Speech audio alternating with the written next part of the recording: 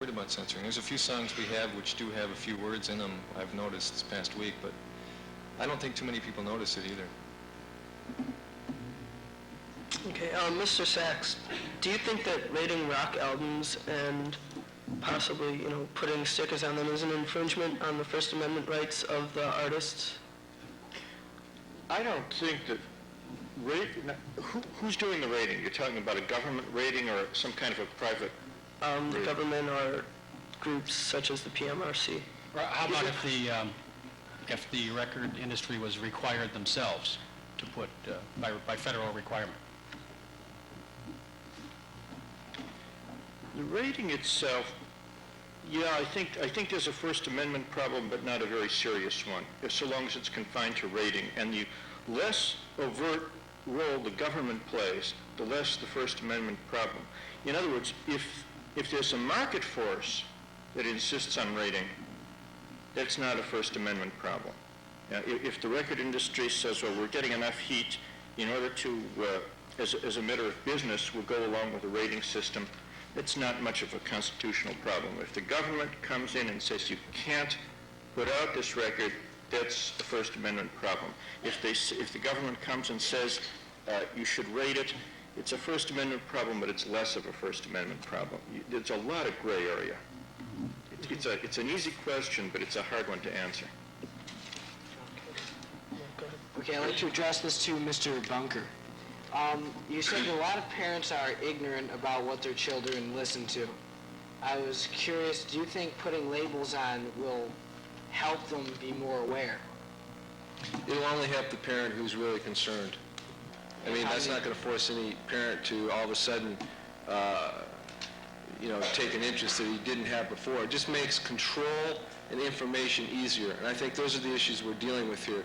If you don't know what's in a particular product, then you have no control over that product possibly coming into the airwaves. Radio and TV are intrusive mediums, meaning that they can come into your home or come into your car without any control. Okay? And therefore, if they have access to a particular consumer, that being children or young people who have discretionary income, they can go and buy that.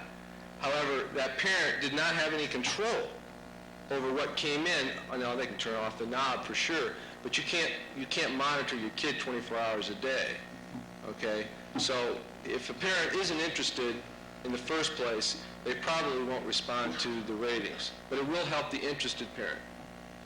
Just as a follow-up, do you know what percentage of parents are interested?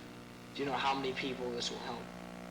I don't know how many, I don't have that kind of statistics, but I mean, they've proven that the average father, for example, speaks, in 1 week very little to his child. So I mean, we're dealing with a problem here that goes beyond rock ratings. We're dealing with a social problem of where business has developed a youth culture totally separate from the influence and control of the adult culture. And with upward mobility of a lot of families, middle-class income, car radios, and the advent of transistor radios, you have developed a youth culture that many parents are unaware of for the simple reason that the trends and the movement of it goes so rapid. And I don't really know how many parents are statistically, but with two families, two parents working, a lot of the problem comes from kids don't know their parents and parents don't know their kids. This one's directed to Mr. Bunker. Now, are you actually in favor of putting labels on these records? Yes or no? It would all depend on who was doing the rating system. Okay, but if somebody responsible was doing it, you are in favor of rating the records, correct? Possibly. Okay, let's just make a hypothetical situation right here. Let's suppose that records are rated, and they're rated really fairly. Wouldn't these labels, which would go on the records, promote sales? After all, wouldn't a kid go out to the store and buy the worst rated record just to aggravate his parents? And if he did, wouldn't this defeat the entire purpose of the labels? Yeah. Well,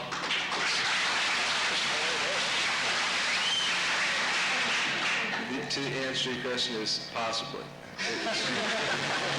But that's not the issue. Okay. You know, the issue is not the personal, the issue is not a record company or anyone monitoring the personal morality of every consumer.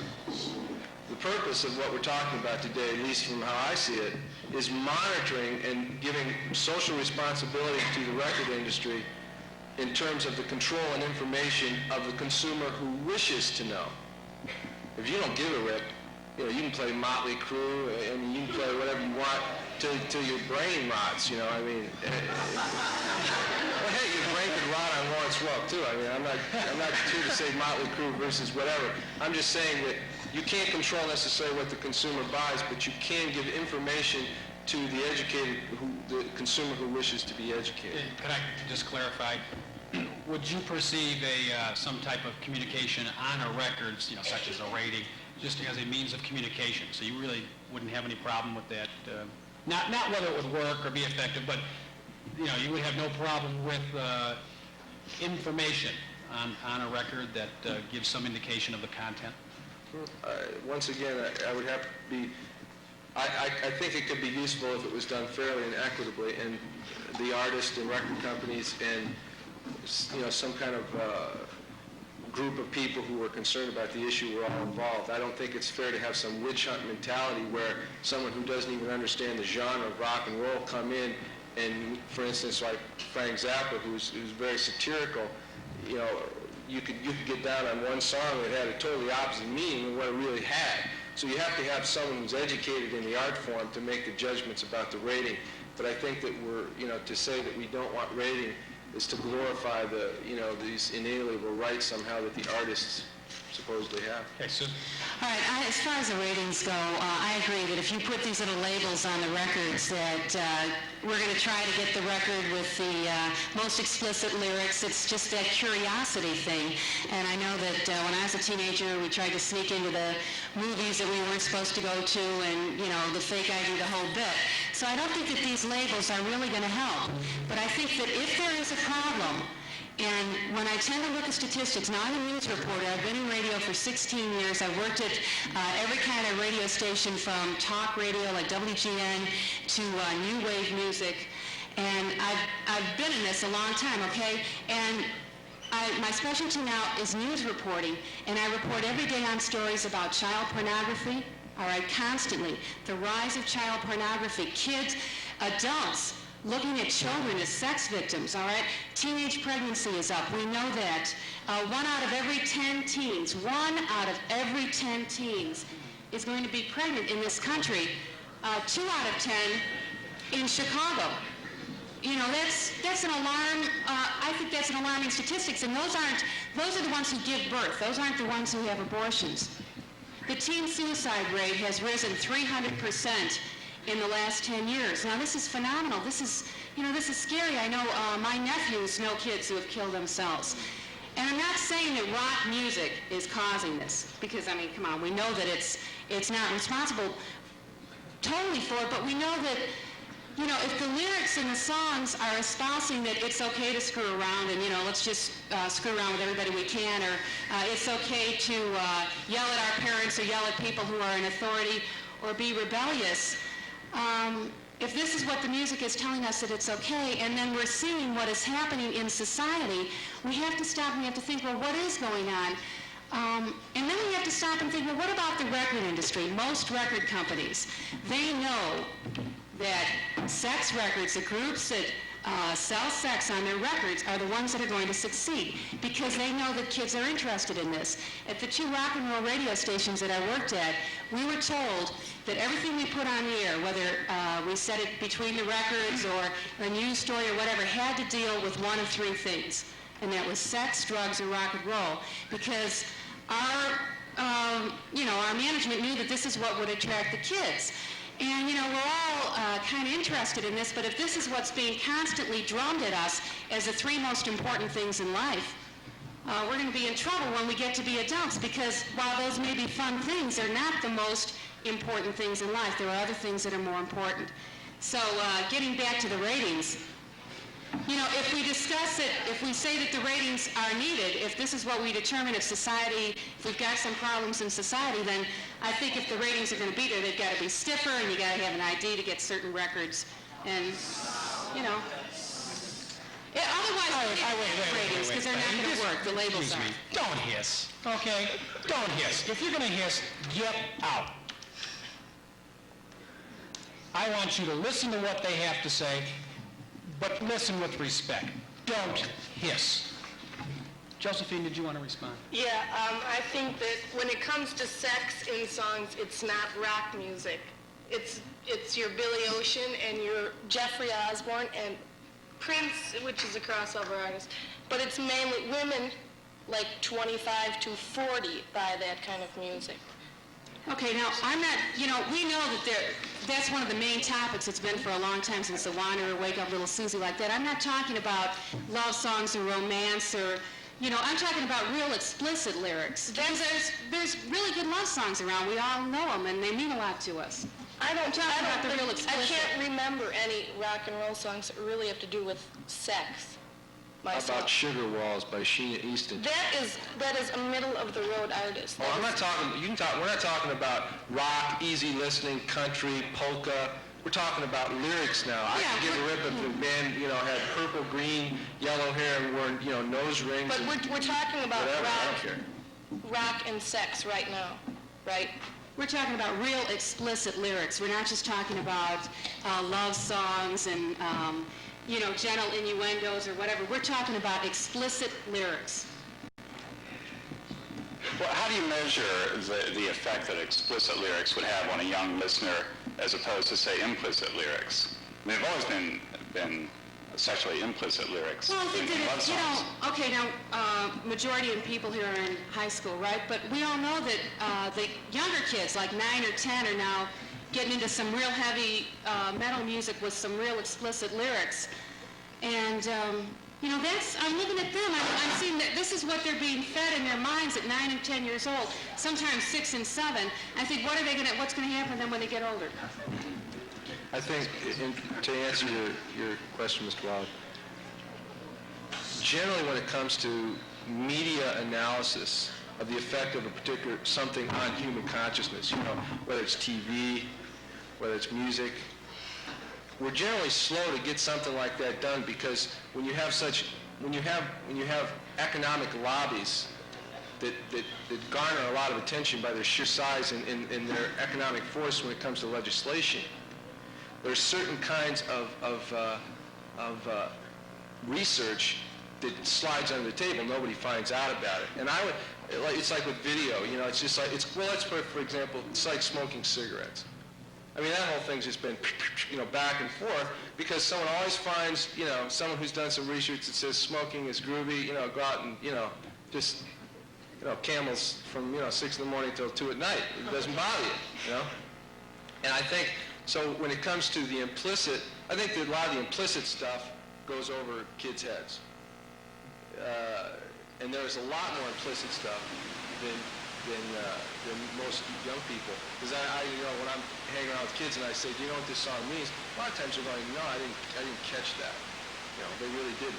But the stuff that's right up front, you know, like Wasp, Animal.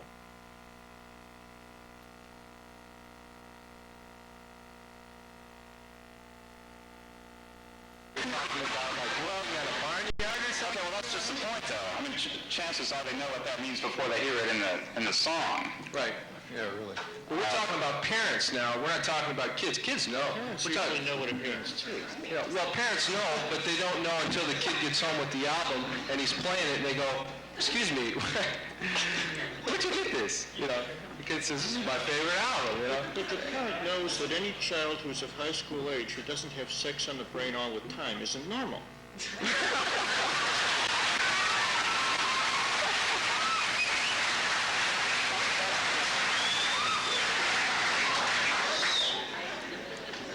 That's another issue we can go into later. Let me ask, can I follow up here? Josephine,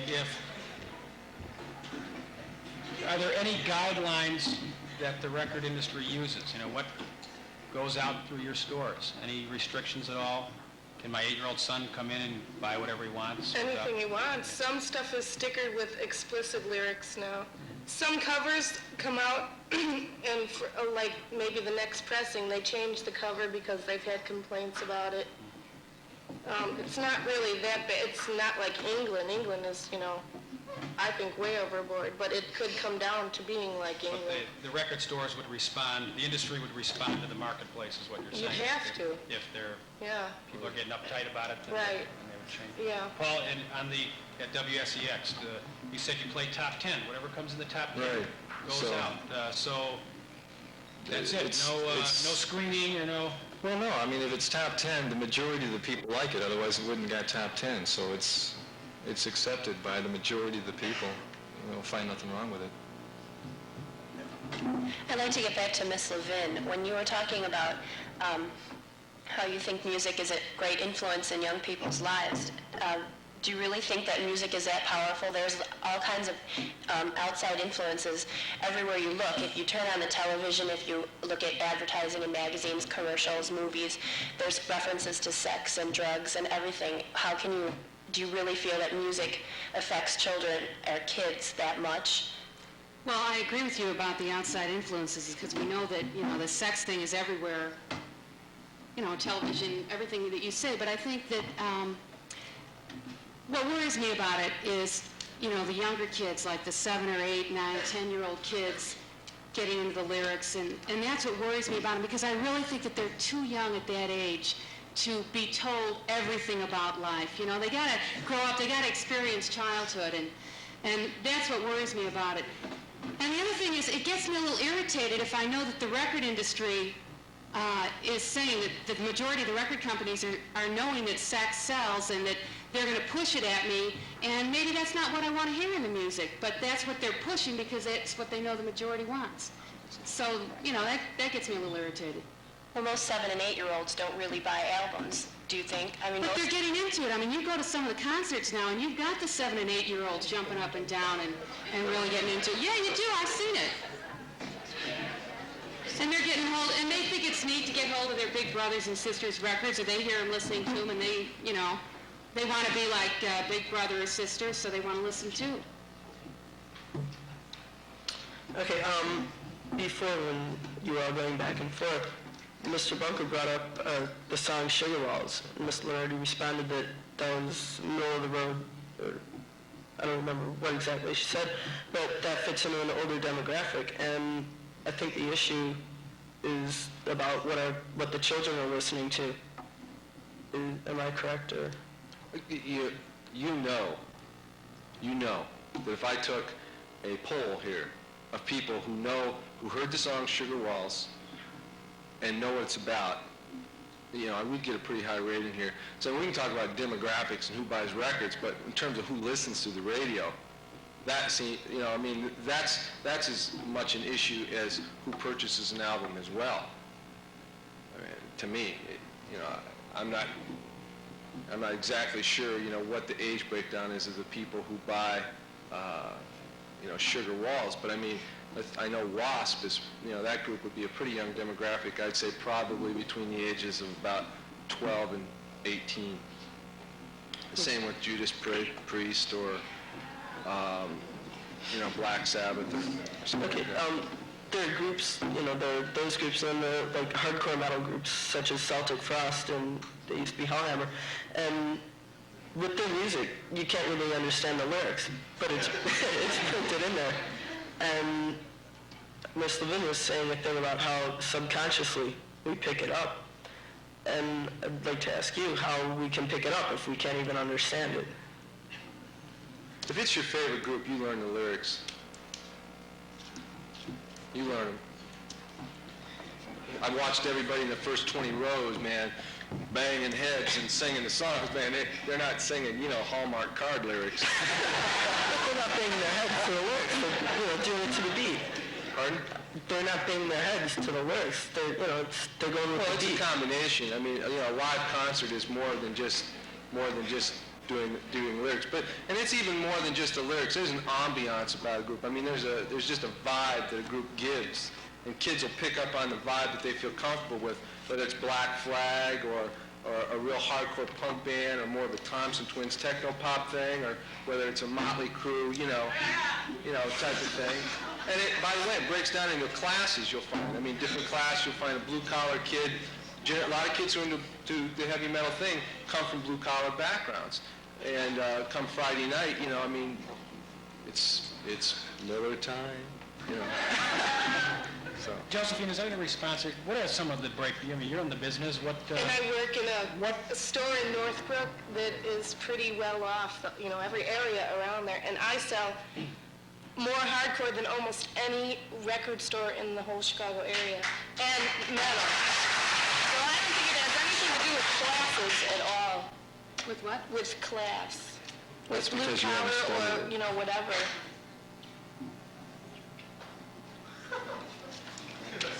All right, Miss Levin. Now, am I correct in assuming that your main problem with these lyrics is it affects 7, 8, and 9-year-olds? Well, that is one of the problems, yeah. I mean, I don't, if you guys want to listen to it, it's okay. I don't like to listen to it, all right? I've got better things to do with my time. I'm concerned with other things right now than having somebody continually bombard me with these kind of lyrics. That's, when I listen to a song or music, I may want it to mean something more than that. Mean more than violence or just raunchy sex or drugs or something like that, because there's things that interest me a lot more right now. And I don't like it being bombarded by that when I turn on the radio. Didn't you say that you were thinking about that yourself when you were younger? Thinking about what? Sex, drugs, getting into movies that you shouldn't have gotten into, things like that? I'm not there right now. I can see now that I spent a few years on this earth that that's not the most important thing in life. So how old would you propose the restriction to be? How old should someone be before they hear that music? I don't think that there's any way you're going to be able to set an age limit or prevent anybody from getting these records. I think that if the discussion goes far enough and statistics prove that there is a problem with it, and they decide to put the labels on, then they've got to do more than the labels. They've got to, ask for an ID. And I don't know, I suppose to say 17, that means that all the 13, 14, 15, 16, and 17s will get it.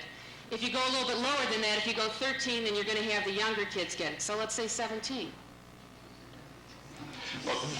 Knowing then that everybody below, it's like the 55-mile-an-hour speed limit. You put 55 and everybody goes 70. So I gather from what you said earlier that you would prefer to see some sort of pressure put on the record companies to tone down lyrics. That would avoid any sort of rating system or any kind of restriction on people who might like to buy records. Do you sense any groundswell of public support that would apply such pressure? I think realistically that people are more concerned now with the lyrics, with the content of music than they were a long time ago, because I think the lyrics have gotten a lot more explicit. I mean, there's no doubt about it. We know that they're more violent, they're more drug-oriented, more sexually oriented than they were 20 years ago or maybe even 10 years ago. So I think there is a concern among a lot of people that this is being, pushed at us through the music. So yeah, I think there's growing awareness of that. I think if you read Billboard magazine, the trade magazines, there's a lot of people in the upper echelon of the record industry that are beginning to take a look at it, and not just because of economic pressures, but out of ethical and moral reasons, asking themselves. But a lot of the people in the record business, some of the transitions that have happened in the last 10 years, starting with probably somebody like David Bowie, who was into the glitter rock thing and the whole thing, and rock became more of theater. Now that rock is theater, a lot of the things that happen on stage, the artists, like for instance with the heavy metal thing and the whole occult thing and how many people are really into the whole devil worship, probably a large majority of those people are not into that. It's a theater thing. It's a thing. It's the sensationalism. And when there are hundreds of groups out there and you're trying to compete for the buyer, if you can go out, in pink panties, now this is a guy, if you can go out in pink panties with your hair bleached and, do something really outrageous on stage, then it could very well be that the person who responds to that kind of sensationalism is going to like you over someone else.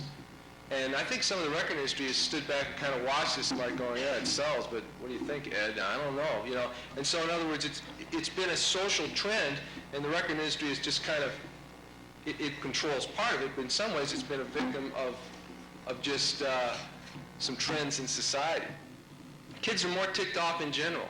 I mean, a lot of the punk groups that are very violent on stage, or at least have some violent things to say, that's where we have to be careful about rating systems, because some of them have some really good things to say.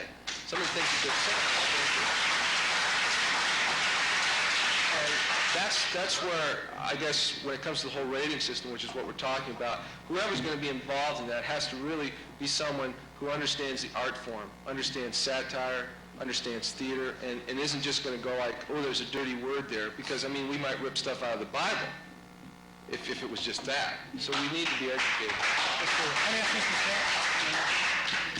Mr. Sachs, are there any parallels to the print industry, regarding free speech issues here? Or are each individual, is each medium unique? Well, there are some differences. The overall question, can somebody control what somebody else listens to or what somebody else reads? That's the same. There is a difference when you start talking about sound records, especially about radio, about television, because if you don't want to read a book, you don't go into the bookstore and buy it. What happens if you turn on the radio and there it is? It's a basic difference. Yes, you can turn to another station. Right. The number of stations is limited. So there is, traditionally, the laws that has to do with censorship has taken a somewhat stricter view towards censorship of print materials. Censorship of print material is much less likely to be approved than some kind of an intrusion into broadcasting, where there's less of a choice on the part of the consumer as to whether they take it or not. That's the chief difference. Right now, it's 5 minutes before the bell rings, and what we're going to do is we're going to take a break, so you're welcome to talk for a while, loosen up a little bit, and I think our video technicians want to make some adjustments as well. So we'll take a short break for a few minutes. Don't leave the room, though. Wait for the bell, and Mr. Felgenauer and the TV crew have some adjustments to make as well. So we'll just take a short break. Let's wait another minute so we get finished with all those beepers. Is she like basically, what music does she listen to? Great, thank you very much. We'll move on to the next question. I believe Eric. Yeah. Okay, after I ask the question, I'd like the entire panel to answer, going from Mr. Pash to Mr. Bunker. This is a real easy question. Good. Should anything be sold to anyone on the record market? I'm talking about lyrics. Should anything be sold to anybody? Or should we take Ms. Levin's suggestion where only people 17 and above should show ID and then they're able to buy certain records? No, I don't think there should be an age limit on a record. I mean, if the parents don't want it in the home, the kid buys it, he'll get punished, to each family his own. But where the parents think their kids should be allowed, I was allowed to get anything I wanted. Now, why should I suffer? My parents think it's okay for me to buy it. I don't think there should be an age limit on movies or records. They listen to it on the radio anyway. Ms. Leonardi? No, I don't think so either. And why? Basically the same Move reason. up to the mic. My Just a little parents, I think I turned out okay, and I've been listening to heavy metal for, heavy metal and everything. So in other words, because you're listening to heavy metal, your subconscious mind isn't going to make you a drug addict or anything? No, it's This is true. This is true. I've been listening to rock and roll music, since I've been 7 and 10, all through high school, and I would sometimes buy the records because of the words, too, because, it's funny. You showed your friend, hey, check out what they're singing about here, Look at me, I don't go out killing people. I don't, steal things. As you continue down the panel, are we talking about anything goes here? Is that what we're saying here? Your question was that anything goes? Yes. Okay. Okay, Mr. Sachs? I'm inclined to pretty much let people go in with and purchase what's available. Mostly because I think the development of responsibility actually has to come from inside, not from outside. And if you impose it from the outside, you're in danger that it never develops. And that strikes me as being, in a different way, probably at least as serious a social problem in the long run as the other. Okay. Ms. Levine? Is this working? Yes. Okay. You know, it's a really hard question because, you know, like what you're saying, I think is to a great extent true.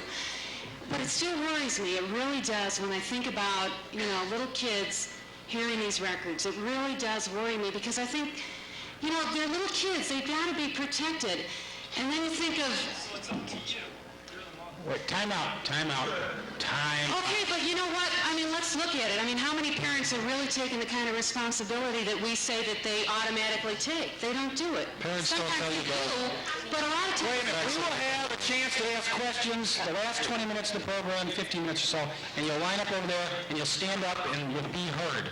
So please wait. Let's get through the discussion. Thank you. You know, whenever there's a law imposed in society, it's because people have failed to take the responsibility for themselves, and that's why laws are made, okay? Because people will race down the streets too fast and they'll hit kids or whatever.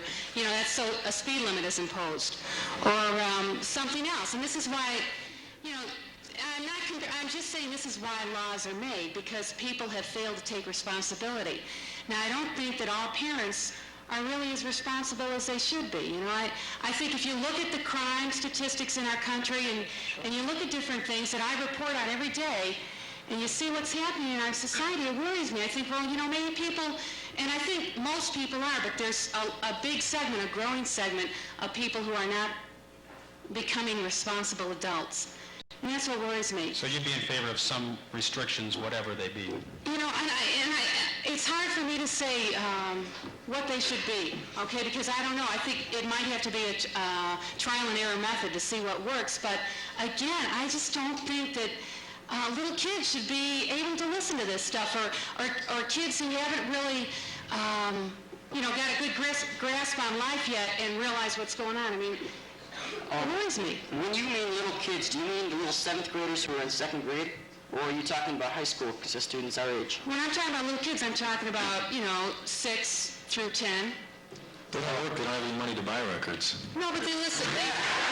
Okay, but they listen to it, Big Brother and Sister. You know that. I mean, they do.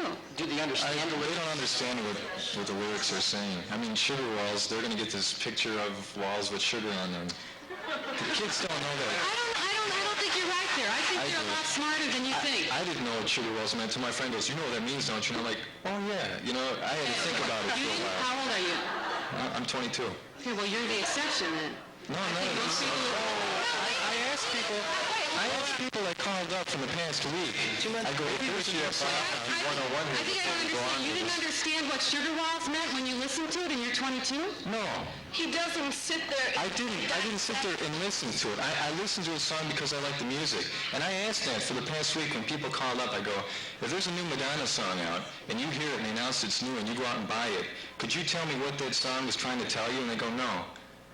I mean, they like it because of the music, the beat, the melody. Mm-hmm. Which I know. I mean, I can understand it Me too. I'd have to listen to a song. I'd probably listen to it 4 years later. Maybe one day I'd listen to it and then go, oh wow, I never knew what that meant before. And I know I've had the exact same experience as you, because I mean, that's I think how we all do. We don't listen to the words, but maybe we should. Maybe we should know what we're listening to. I know Mr. Bunker is next, but as long as we're right here on a roll, Mr. Sachs, is freedom of speech and expression unrestricted? The way the Supreme Court cases has developed. Can you hear all right? Slide the mic up a little bit there. Is that better? Yeah. Okay. Is free speech unrestricted? Free speech doesn't, the law is free speech does not apply to obscenity, according to the Supreme Court. Now, what that means, nobody knows. After years and years and years of litigation, at one time, they had cases that said the protections of free speech don't apply to obscenity because obscenity is utterly without social value. Then the court came back and said, if you know it's obscene if it's utterly without social value. And then they came back again a few years later and said, no, we didn't mean that. We meant what we said the first time. If it's obscene, it has no value. But it doesn't have to have no value in order to be obscene. You got that? So, the best thing that anybody ever said about it was Justice Stewart, who died a number of years ago, when they asked him about obscenity, and he said, I don't know how to define it, but I know it when I see it. Which, for a legal definition, is pretty helpless.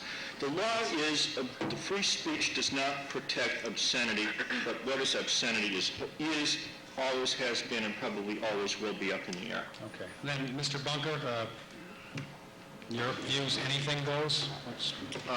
No, nothing can go on. As someone who taught school for 7 years, I just can't believe that, we can throw out the fact that moral learning comes in increments. I don't give a 6-year-old kid a gun. And the reason I don't give a kid a gun because he doesn't understand the ramifications of the power behind that gun. I don't show films of explicit sexual acts to an 8-year-old little girl because her sexuality hasn't been developed at this point for her to understand, exactly what's happening. Now, whether they understand explicitly what's happening is one issue. Whether they understand implicitly, obviously, happens as the older they get. I have a problem, though, with what the young man said. I'm surprised he said it if he's on the debate team, with the implication that, because it took the whole issue into more of a volatile, emotional issue like that. Somehow we're saying that if there are controls on records, that if people listen to rock music, their teeth's going to fall out, and they're going to get acne, and they're going to go out on drugs. I don't think anybody on this panel is saying that. I surely am not. And so I don't want that implied that somehow that restraints and that kind of reactionism is what we're talking about here today. We're talking about balance. We're talking about a golden mean.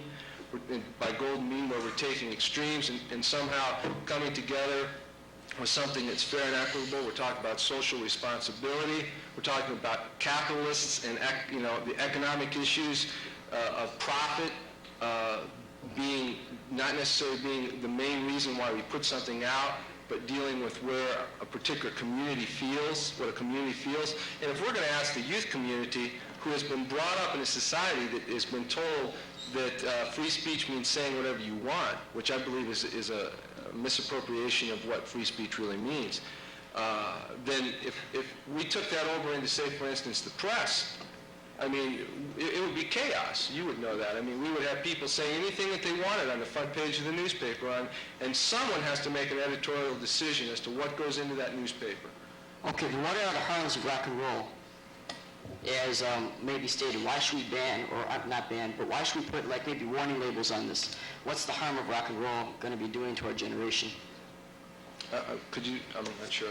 And can I clarify? Yes. Is, if their hair's not going to fall out, as mine, or their teeth aren't going to, and their teeth aren't going to rot. Music you listen to it.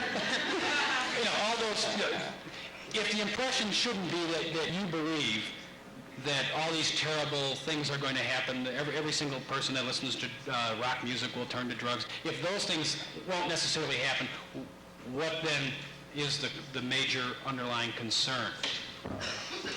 I think the underlying concern is somehow having information and control over what comes into the lives of our children. We're talking about parental, I think we're talking about a parental issue here, where parents need to be informed. Now, if they choose not to be informed, then no rating system will help them. But if there isn't a rating system, then they won't know even if they want to. And when it comes to films, I find it a bit strange that somehow we're freaked out, like, oh wow, if we do this rock rating thing, I mean, like all of our artists will be singing, Life is Groovy, wow, I mean nothing, lyrics, they're just silly. and somehow there won't be any guts to them. And we're not talking about artists that have integrity here. We're not talking about art that says something about humanity, that raises the consciousness of people, that puts input into a community. I mean, we're not talking about that. But, we do it with films, and, granted, in a lot of ways, kids still go in some ways. But it is a monitor for someone who has a 12-year-old kid who they feel, I don't want this kid to be hearing about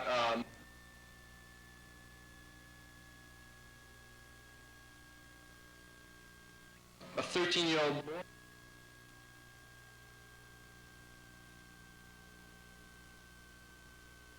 Need know. Okay, so granted, some of the implicit stuff of some of the more immoral artists goes over their heads, but nonetheless, there is an influence there.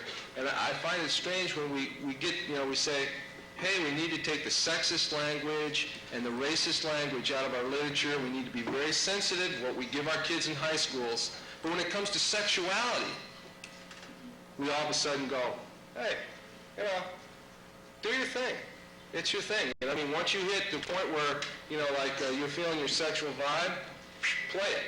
And I think as a society, if we do that, if we look historically at what's happened to societies that have allowed permissive sexuality to run rampant. Now, we're not talking about here where, everybody's walking around and Jerry Falwell is the, purveyor of what happens, and I don't want that to happen.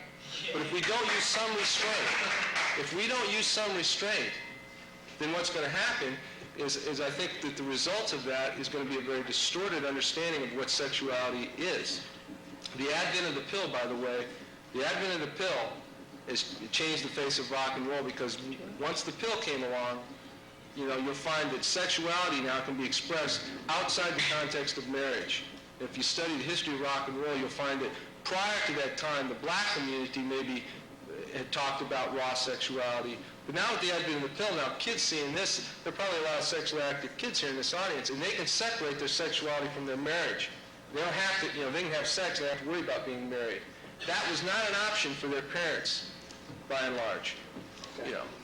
I'm not saying that some people didn't use the rhythm method, but by and large they had to be quite careful. So what happens, of course, is that for these kids, sexuality is not that big of an issue in the sense of destroying them. But it was in previous generations, and I think we have to look at broader cultural happenings here, not just the rock issue. Well, excuse me, Dave, how do you propose achieving this golden mean you were talking about? You earlier said you were ambivalent about ratings, or you questioned their effectiveness. I didn't say that. That was a misunderstanding. I'm sorry. Well, how do you propose achieving this golden mean you were talking about? I think that there are four issues there are four groups of people that have to be involved here.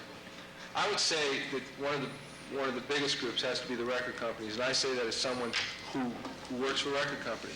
Because, Twisted Sister would have never got airplay, well, it doesn't get much airplay, but Twisted Sister would have never had the opportunity to sell what they sell had not a record company picked them up as an act. Some A&R guy, artist and repertoire, had to sign them, had to go to a club, check them out, watch them, and in his mind he had to say, this is going to sell. So the industry. The second group I think is important is the artist. The artist has to be someone. There has to be some integrity. I don't want anybody telling me that I can't talk about sex on my album, but I'll tell you one thing. I mean, what I do with my wife, or what I do with my morality is my own personal issue. However, I don't want some dirty old man talking to my 13-year-old daughter about strange things. Okay, so I want some control of it. So the artist has to have some integrity. The other is the consumer. Now I would put along, by the way, with the industry, with the retailer, because the retailer has to be sensitive to her community. If her community likes a certain thing and they feel comfortable with it, then that's the influence that she has. But those would be the groups that I think should be involved in that. That's going to be difficult, but I think these kind of issues are difficult, because what we're dealing with here is moral reasoning, and a lot of us have a lot of different attitudes as to what is moral law. Some people, feel that there aren't moral absolutes, and that we get what we learn from our society. I don't personally believe that, but some people do. So if society becomes moves this way, then law moves that way. But if 51% of the people in our society said something was okay, would that make it right? While the discussion continues, if anyone wants to ask a question, just quietly get up and stand over there behind the microphone, very quietly. Oh, wow. A lot of questions. All right, we'll get to those as quickly as possible then.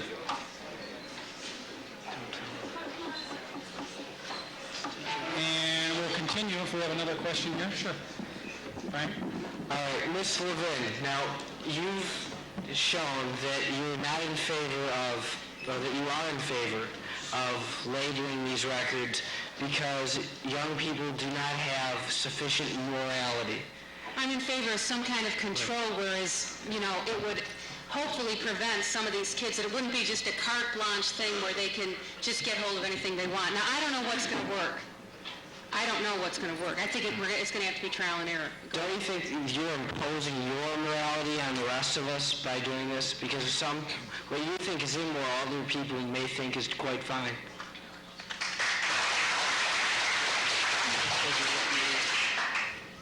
You know, it's a difficult question because I know that everybody does have their own morals. I realize that. But I think that as adults, I think we realize that there are some things that are not reasonable. And those are the things that when we get to the real raunchy, explicit things, when we talk about murder or undue violence, I think that in a society we realize that those things are just not acceptable by society. And that's the thing I want to guard against. You know, that's the thing I think that as responsible people we should try to guard against. So I'm not, trying to be super prudish or anything like that. I'm just saying that, there's got to be some restraint and there's got to be a balance. I think we all realize, what's right to a certain extent, and there's some gray areas to everything, but I think we realize what's, really wrong or really right. And those areas that are really wrong that we could come to agreement on, I think we got to watch out for. Any follow-up here? Is the imposition of morality, is that something, this is to the panel in general, is that something that's unique? When we pass laws, don't we, in a sense, impose? All laws do legislate morality. I mean, that's what laws do, Question? I'd like to ask this question to Mr. Sachs. Earlier, Ms. Levin stated that there's a growing number of irresponsible adults, and which could partially be attributed to rock music. And I'd like to ask you, if in all your years of law you have ever seen or presented a case where someone has been so moved by listening to rock and roll that they've turned to deviance or crime. All right, I didn't say that the growing number of irresponsible adults could partially be attributed to rock music. I said what I wonder about is if, because it's, that's not, I don't think that's true, but what I wonder about is if the kids are bombarded with real explicit lyrics at a real young age, how responsible are they going to be? And it's true that we do have, as they get up to be adults, and it is true, though, that we do have a growing number of irresponsible adults, because if you just looked at the crime statistics and child abuse and things like that, okay? I don't know if this is the reason. I don't know. Have you ever seen it, Mr. Sachs? I've never had anybody who claimed to have been moved to crime by rock music. I think there was somebody in Florida who attempted to defend a murder charge on something like that, and the man who shot the mayor of San Francisco claimed that he was driven to crime by eating too many potato chips. Don't laugh, the jury bought it. They really did. But no, I know what you're asking. There was an article in this morning's New York Times, a federally appointed commission, the chairman of which was Attorney General Meese, has just come down with a lengthy report that says that pornography does have some effect and ultimately an antisocial conduct. This is in contradiction of a similar report by a presidential commission in 1970 that said, no, it doesn't make any difference. And although they've tried to explain the differences, I think what actually happens is it depends on who's on the commission. It's almost an impossible question to answer. There have been some very serious studies that have come down in different directions. It's a question of how much do the arts or something like that affect people's conduct. Was Hitler moved by Wagner's music? I don't know. To a certain extent, maybe. But your question is, there's no definite answer to it. I've never had anybody who said such a thing to me. We'll move to the, can we move to the, one more question? Yeah, Mr. Sachs, recently a case came up, I'm not sure where in the United States, but a boy committed suicide, and he was totally obsessed with Ozzy Osbourne's music. And his father came into his room. He would sit in his room all day. Sorry, his father said, We'll listen to Ozzy Osbourne's music. I'm not sure if you're familiar with it, but he committed suicide, and his father came in the room and found him laying on the bed with his headphones on and with the gun in his hand. And a song on the album was Suicide Solution. Is this right that the father is now suing the record company and the artist? Does he have a case? Is it? Yeah, can this be done? I wouldn't take his case on a contingent fee, but You lawyers, you never know, because it's going to be handed over to a jury, which is going to be a cross section of his community probably, and they're going to have to make a. You never know what's cause and what's effect there. A lot of people that age. My recollection is that people in their high school years don't really understand the meaning of getting over something. Not the way you do when you've been knocked around for another 20 years and you realize that you survived things. People your age are more inclined to suicide about what an older person would consider unimportant things. And whether the song encouraged him or whether he listened to the song because he was going to do it anyway or some combination of the two, nobody knows. I agree with you. I don't know if we could say that song was responsible for that boy committing suicide. I did an interview recently with a man who, this is his specialty, as a psychologist, and he talks to teenagers all day. I mean, that's what he does, constantly. And he said that the main reason that teenagers are committing suicide is because they feel that there's no hope, that, there's no reason to go on. They've got problems that they feel are very serious, and they just don't have any hope for their future. And I just, I'm thinking if music, if one of the things that as teenagers we really like is music, it's too bad that music can't provide more hope to the kids. I just wish it could, rather than beating them down or stuff like that. Thank you. Let's move to the questions from our student body. The voice of the people.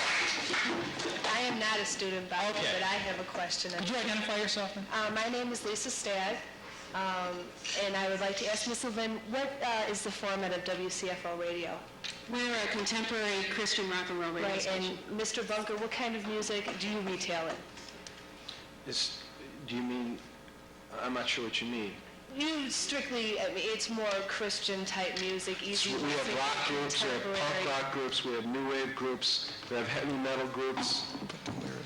Okay. So in other words, you're using a term that I don't particularly want to apply to my music in the context that it could stereotype. So I mean, we have bands that sound like the Thompson Twins, we have bands that sound like Judas Priest. Okay, fine. You're up here saying that I've grown up with music all my life. I have not had any adverse effect on my life or my sister's life or my son's life. I have a 4-year-old son who listens to music. By telling a retailer that they are now responsible for the responsibility of these kids out here on how they're going to listen to music, that is putting more responsibility on us and on people in the radio business who then... Forgive me for the Ted Koppel format here, but could you get to the question? I want everyone who gets up there to ask a question. Thank you. All right, fine. How is censoring music going to be any different or make a difference in society other than censoring TV or a newspaper or anything that these kids do, taking a drive along the street? Why does it have to be just music? Why? Well, I think the TV already has a lot of censorship on it. They don't just put You have everything on there. 150 channels you can choose from HBO to the Playboy That's a channel. different issue, because cable you buy. It's still... Doesn't matter, they can still watch it. I don't buy WSEX. You go to I don't the pay for record that. store and buy an album. You don't have to listen to it either, though. You go... I know, but that's my point, I know. I agree with you. You know, the audience missed the point. But I'm trying to differentiate between cable and, you know, it's a different situation. But go on. I watch it among myself. Let's let the lady ask her question. Well, you say you buy cable. You buy albums. You more or less buy a radio station, what you listen to by I guess the the radio. question is, what's the difference? And the difference is... Well, there is censorship in TV and there's censorship in newspapers. Newspapers can't just print everything. There's very stringent libel and slanderous laws. I mean, there's censorship in all these things. There already is. There are certain things that are considered acceptable in those forms, and now